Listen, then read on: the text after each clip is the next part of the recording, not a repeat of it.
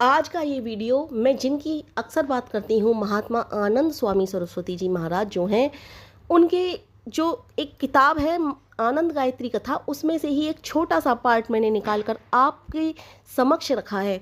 मैं उनसे बहुत ज़्यादा प्रेरित हुई थी उनकी बातों से, और उन्हीं बातों से प्रेरित होकर मैं गायत्री मंत्र के जप करने लगी थी। किस तरह से उन्होंने साधक जब गायत्री मंत्र में साधना में आगे बढ़ता है तो उसे कैसे कैसे अनुभव होते हैं, ये सारी बातें मैंने इस वीडियो में बताई हैं।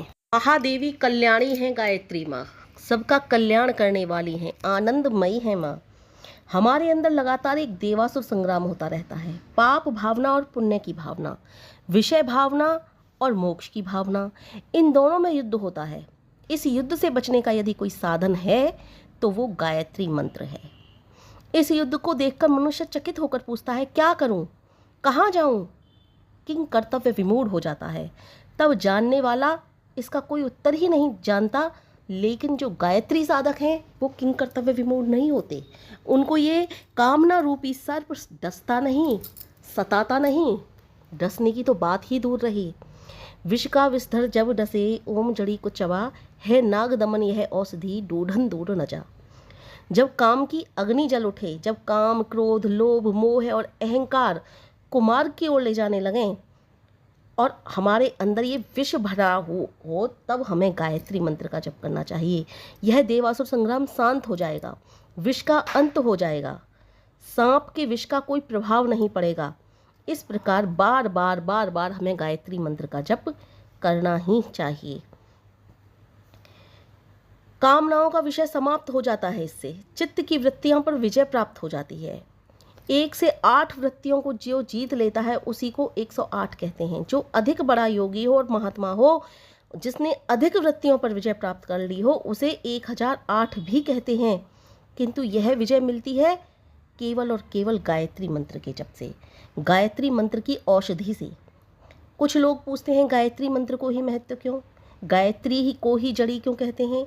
इसलिए कि कामना रूपी सर्प का विष दूर हो सके, क्योंकि कामना रूपी सर्प का विष गायत्री मंत्र के जप से दूर होता है। विषय वासनाएं, विचार शुद्ध हो जाते हैं। विषय वासनाएं और विचार सब शुद्ध हो जाते हैं। किसी किसी के नाम के आगे तुमने सुना होगा ना, श्री श्री श्री श्री 1008 बार श्री, श्री श्री श्री श्री 108 बार श्री, तो वो उन्हीं के लिए कहा है मैंने। इसमें जो बताया है कि जो 108 वृत्तियों को जीत लेता है उसे 108 कहते हैं, जो 1008 वृत्तियों को जीत लेता है उसे 1008 कहते हैं। वृत्तियां किससे जीती जाती हैं? गायत्री जप के द्वारा। वृत्तियां जीतना, चित्त की वृत्तियां क्या होती है? मन, चित्त इधर से उधर भटकता है, विचारों को भटकाता है, तो इधर से उधर जो भटकता है उन्हें शांत कर देना, विचारों को कंट्रोल में कर लेना। गायत्री में 24 अक्षर हैं और ये 24 अक्षर कुछ इस प्रकार रख दिए गए हैं कि मन के अंदर इन्हें बोलने के साथ शरीर के अंदर एक विचित्र सी झनकार उत्पन्न होने लगती है। वीणा के तारों में से एक तार हिला देने जैसे जैसे सारे के सारे तार हिल उठते हैं ना, एक तार को छेड़ देने से जैसे शेष तारों में झंकार जाग उठती है, वैसे ही गायत्री मंत्र के जप से भी शरीर के जो सारे मन स्थान हैं वहाँ पर जाकर चोट लगती है। और इस बात का ज्ञान जनसाधारण को नहीं होता है। जो गायत्री मंत्र के साधक हैं और लंबे समय से, बहुत लंबे समय से गायत्री मंत्र का जप कर रहे हैं, वो इस बात का अनुभव करते हैं कि मेरे अंदर, वो जानते हो ना जानते हो, लेकिन उनको इस बात का अनुभव जरूर होता है कि मेरे अंदर से जो गलत विचारधाराएं थी वो खत्म होने लगी हैं। मैं सभी के कल्याण की बात सोचने लगा हूँ और अपने ही कल्याण की बात नहीं करता, बल्कि सबके कल्याण की बात करता हूँ। अपने ही दुख से दुखी नहीं होता, अब तो सबके दुख से दुखी होता हूँ। इस प्रकार का जो अनुभव है वो जो बहुत लंबे समय से गायत्री मंत्र की साधना कर रहे हैं वो साधक जानते हैं। और इसी तरह से वृत्तियां भी सब कंट्रोल में आने लगती हैं। प्रभाव कहाँ कहाँ पर होता है इसका पता उस समय लगता है जब लगातार जाप करने के अंतर मनुष्य योग की अवस्था में पहुंचता है। योग की अवस्था में भी पहुंच जाता है जब मनुष्य गायत्री का लगातार जाप करता रहता है। उसको लगता है आज अगर मैंने योग अभ्यास शुरू नहीं किया तो मेरे न जाने कब गायत्री मंत्र के जब छूट जाएंगे, इसलिए वो योग में भी उतारू हो जाता है फिर। और योगाभ्यास के द्वारा उसे उस पद को प्राप्त होता है जहाँ प्रत्येक जड़ और चेतन भिन्न भिन्न रूप में दिखाई देते हैं। उस समय बाहर का यह शरीर भूल जाता है, वह ब्रह्म शरीर भूल जाता है। अंदर के प्रत्येक स्थान पर प्रकाश ही प्रकाश दिखाई देता है। इस प्रकाश में प्रत्येक वस्तु की वास्तविकता स्पष्टता तय प्रकट करने लगता है। ये बात आज जो मैं आपको बता रही हूँ, ये महात्मा आनंद स्वामी सरस्वती जी की एक किताब में लिखी हुई हैं। इस प्रकाश की प्रत्येक वस्तु की वास्तविकता स्पष्टतया प्रकट होने लगती है। क्या होता है इस समय, उसका थोड़ा सा वर्णन स्वामी जी ने इस पुस्तक में किया है, जिसे आज पढ़ रही हूँ। योगाभ्यास करते हुए योगी जब ध्यान की पहली परिपक्व अवस्था में पहुंचता है तो सबसे पहले बाहर का शरीर भूल जाता है। बाहर के शब्द सुनाई नहीं देते, बाहर की वस्तुएं दिखाई नहीं देती, अंदर के ही अंदर विचित्र प्रकार के रूप दिखाई देते हैं, शब्द सुनाई देते हैं, सुगंध आती है, रस का अनुभव होने लगता है। शब्द की ओर ध्यान दो तो ऐसा प्रतीत होता है कि कहीं दूर किसी पहाड़ की चोटी पर ढोल बज रहे हैं, दूर कहीं कोई अत्यंत मधुर बांसुरी या राग अलाप रहा है, निर्झरों के झरने के शब्द सुनाई देता है, मेघ गर्जना करते हुए प्रतीत होते हैं, कभी कभी तीव्र कड़कड़ाती हुई ध्वनि में, कभी धीमे मधुर स्वर में, कभी ऐसा प्रतीत होता है कि जैसे दूर कहीं पर कोई गान कर रहा हो। क्या गाता है यह ज्ञात नहीं होता, केवल ध्वनि का ही बोध होता है। रूप का ध्यान करो तो विचित्र ही प्रकाश दिखाई देता है, जैसे दीपक जल रहा हो, जैसे बिजली का बल्ब जगमगाता हो, कभी जैसे एक जुगनू हो, दूर पर एक तारा हो, कभी सूरज चमकता हो, करोड़ों सूरज एक साथ चमक उठे हों, और कभी कभी इस प्रकार सहस्रों बिजलियां एक साथ चमक उठी हों। ऐसी अवस्था में योगी कई बार डर से कांप भी जाता है, घबराकर आंखें खोल देता है। सुगंधि का ध्यान करो तो ऐसी ऐसी सुगंधियां आने लगती हैं जो कि बाहर की किसी भी वस्तु में नहीं, इतनी मधुर, इतनी मीठी कि उन्हें छोड़ने को जी नहीं चाहता। इस प्रकार दूसरी वस्तुएं भी अनुभव में आती होंगी, किंतु यह सब कुछ आत्मा नहीं है, ईश्वर नहीं है, प्रकृति है। वास्तव में जो कुछ दिखाई देता है वह जड़ है, चेतन नहीं है। कुछ लोग ऐसी वस्तुओं को देखकर समझने लगते हैं कि क्या हो गया, कल्याण हो गया, प्रभु के दर्शन हो गए, किंतु ऐसा समझना तो ठीक नहीं। आत्मा को देखना हो तो अभी और आगे चलना होगा। यानी कि इसमें स्वामी जी बता रहे हैं कि जब इस प्रकार की अवस्थाएं हमें होने लगे, ढोल बज रहा है, कहीं मधुर बांसुरी की आवाज़ आ रही है, कभी मेघ गर्जना कर रहे हैं, कहीं दीपक जल रहा है, कभी जुगनू एक साथ बहुत सारे चमका रहे हैं, कभी बहुत सारे सूर्य चमक रहे हों, जब इस तरह का आपको आभास होना लगे तो भ्रमित नहीं होना है, क्योंकि वहाँ पर अभी परमेश्वर के दर्शन नहीं हुए हैं। ये सब प्रकृति दिखा रहे हैं परमेश्वर की, देख मेरी प्रकृति में क्या क्या है। अभी परमपिता परमेश्वर के दर्शन होने शेष हैं, ये बता रहे हैं इसमें स्वामी जी। तो कहते हैं स्वामी जी कि आत्मा को देखना हो तो अभी और आगे चलना पड़ता है। जब ये वस्तुएं दिखने लगें तब रुक नहीं जाना, अभी आगे चलना है। ध्यान की दूसरी प्रक्रिया अवस्था में, दूसरी श्रेणी में पहुंचना है। यानी कि पहली अवस्था थी, अभी दूसरी में और पहुंचना है। वहां पहुंचकर पंचतंत्र मात्रा अहमिस्म अहंकार दिखाई देने लगता है। प्रकाश के रंग बिरंगे गोलक, जिनके कारण से आँख, कान, नाक, जिह्वा तथा चर्म अपना कार्य करते हैं। इतना सुंदर रूप है इनका, कई कई साधक घंटों इन्हें देखते रहते हैं। यानी कि यहाँ पर ये सब कुछ दिखाई देने लगता है। आकाश, जल, अग्नि, वायु, पृथ्वी के प्रतिनिधित्व बनकर ये चमकते रहते हैं, किंतु वे भी आत्मा हैं, वे भी आत्मा नहीं है। वो कहते हैं ये भी अभी आत्मा नहीं है, ये भी प्रकृति है, जड़ है, इसमें भी आगे चलना है। तभी अहंकार का दर्शन होता है। कहते हैं ना कि वो तो बहुत बड़ा अहंकारी हो गया है, ज़्यादा पैसा आ जाता है तो अहंकार हो जाता है। अब जब परमपिता परमेश्वर के आप ध्यान में जाते हो और वहाँ भी आपको जब इस तरह की चीज़ें आने लगती हैं तो वहाँ भी पहले परमेश्वर आपकी परीक्षा लेते हैं और आपके अंदर अहंकार उत्पन्न करते हैं, तब अहंकार का दर्शन होता है। चमकती हुई ज्योति सबको अपनी ओर खींचती है, यानी कि वहाँ पर एक ज्योति होती है जो अब सभी को अपनी ओर खींचती है, सबको अपना प्रकाश देती हुई, परंतु वह भी आत्मा नहीं है, प्रकृति का एक रूप है। इससे आगे जाकर ध्यान की तीसरी अवस्था अस्मिता का दर्शन होता है। इसको महतत्व भी कहते हैं, जिससे यह सृष्टि बनी है। इसके अंदर प्रविष्ट होकर प्रतीत होता है कि प्रकृति क्या है, कोई रूप नहीं, कोई गंध नहीं, कोई अनुभव नहीं।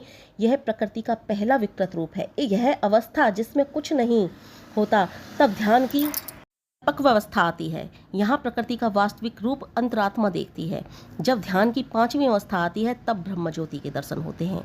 देखिए कितने उन्होंने स्पष्टता से, महात्मा जी ने कितनी स्पष्टता से सब कुछ वर्णन किया है, और जैसा उन्होंने स्पष्टता से वर्णन किया है उससे आभास होता है कि उनको भी ब्रह्म ज्योति के दर्शन हो चुके थे।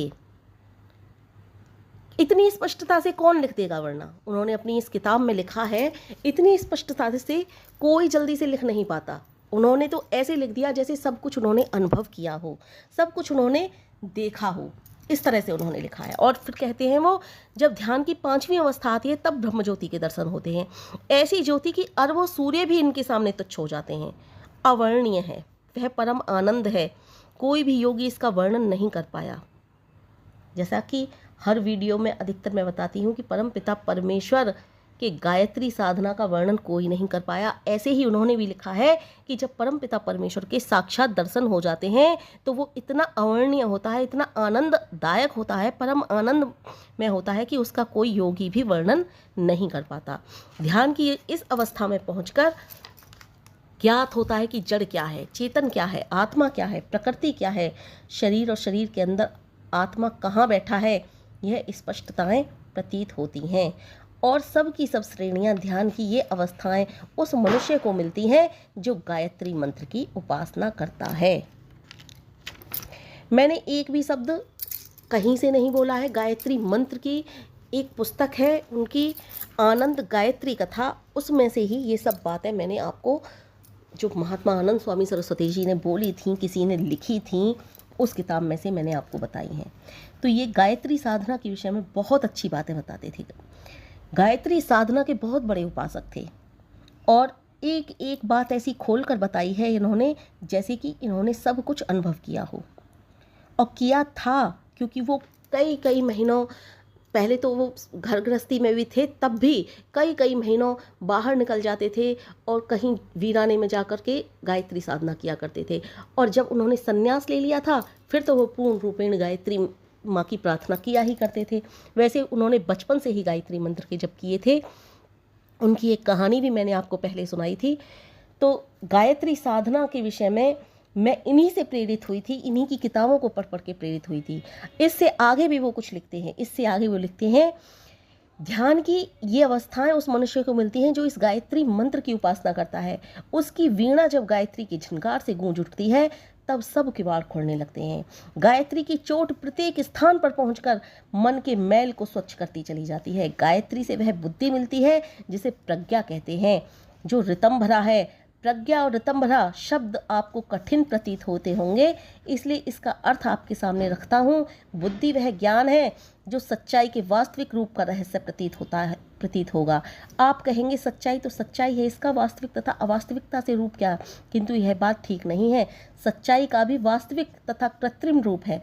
सच्चाई बदलती रहती है। ऋतु उस सच्चाई का नाम है जो कभी नहीं बदलती। आपकी घड़ी में 8 बजे हैं, किसी ने पूछा भाई समय क्या है, आपने कह दिया 8 बजे हैं। आधे घंटे के बाद उसने पूछा समय क्या है, आपने कह दिया 8:30 बजे हैं। दोनों बार उसने सच बोला, परंतु सच बदल गया। ऋत वह वास्तविक सत्य है जो कभी बदलता नहीं। उदाहरण रूप में हम कहते हैं आग जलती है, यह केवल सत्य ही नहीं किंतु ऋत भी है, क्योंकि आग आज भी जलती है, आज से लाखों करोड़ों वर्ष पहले भी जलती थी। कलयुग हो या सतयुग, बूढ़ा हो या जवान, भारत हो या अमेरिका, आग के जलने वाले गुण को कोई नहीं बदल सकता। इसलिए बुनियादी मौलिक सच्चाई को जो वृद्ध जानती है, बुद्धि जानती है, उसे कहते हैं ऋतंभरा, अर्थात ऋत से भरी हुई ऐसी वास्तविकता को जानना जो कभी नहीं बदलती। बुद्धि ही ऋतंभरा हो जाए, वास्तविक सच्चाई को जानने वाला हो जाए, तब वह कभी कोई व्यक्ति अयुक्त निर्णय नहीं कर सकती। यह ऋतंभरा ही बुद्धि गायत्री मंत्र के जाप से मिलती है, ये बताते हैं स्वामी जी। तो स्वामी जी की आप किताबें जब पढ़ोगे आपको तब पता पड़ेगा, एहसास होगा कि क्या बातें लिखते थे वो। एक एक मतलब वो बताते हैं इतनी अच्छी बुद्धि हो जाती है, ऋतंभरा की वास्तविक सच्चाई को जान जाती है वो, वास्तविक सच्चाई जो है। तो ये आज की इस वीडियो में मैं इन बातों को आपको सामने लाना चाहती थी कि स्वामी जी ने गायत्री महिमा की, ये तो छोटी सी मैंने छोटा सा वर्णन किया है इस गायत्री मंत्र की किताब में से कि वो किस तरह से गायत्री महिमा किया करते थे, किस तरह से गायत्री महिमा का वर्णन किया करते थे। मैं सोच रही हूँ कि इस सारी की सारी किताब को ही आपके समक्ष पढ़ कर के सुनाऊंगी मैं, शुरू से लेकर अंत तक। इस कहानी की किताब है ये, कहानी की नहीं सॉरी, उसकी किताब है ये, गायत्री आनंद गायत्री कथा है ये।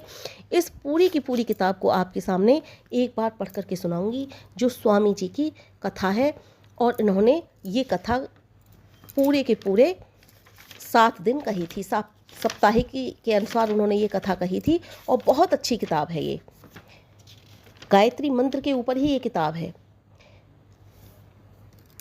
तो गायत्री के उपासक हैं, गायत्री मंत्र के उपासक हैं, उनको ये बात जाननी ही चाहिए कि जब लंबे समय तक हम गायत्री में हो जाते हैं, गायत्री मंत्र की साधना करने लगते हैं, तब हमें गायत्री मंत्र से क्या क्या प्राप्त होता है। इसलिए मैं चाहती हूँ ये किताब एक बार आपके समक्ष खोल करके रख दूँ।